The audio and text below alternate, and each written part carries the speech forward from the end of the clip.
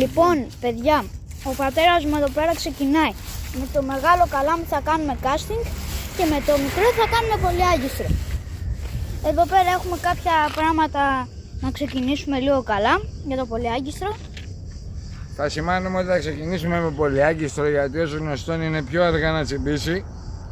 Έχουμε φτιάξει ένα πολυάγιστρο δικό μας, παραπάνω από αυτά που βλέπουμε. Τώρα θα δείτε και στην πορεία. Συνέχισε, Στέλιο. Λοιπόν, εδώ πέρα, παιδιά, έχουμε πράγματα που χρειαζόμαστε, δόλωμα για πολυάγιστρο. Έχουμε ακροβάτες για να τους κάνουμε δόλωμα στο casting. Έχουμε έρθει στο σημείο.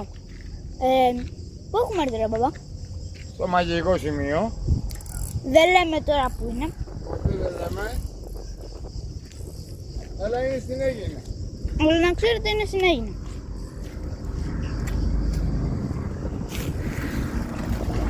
Εδώ πέρα είμαστε. Σήμερα διαλέξαμε αυτή τη μέρα γιατί είναι πάρα πολύ χαλαρή μέρα και είναι πολύ ωραία γιατί θα μας φέρνει το δόλωμα έξω. Άμα βάλουμε τα αέρα θα το δούμε στην πορεία. Θα συνεχίσουμε μόνο με κάτι. Ναι. Αν και φυσάει πολύ καλά, ξεκινάει. Αλλά θα το παλέψουμε και θα προσπαθήσουμε. Λοιπόν, θα δείτε μετά στη συνέχεια τι θα πιάσουμε. Άντε, bye.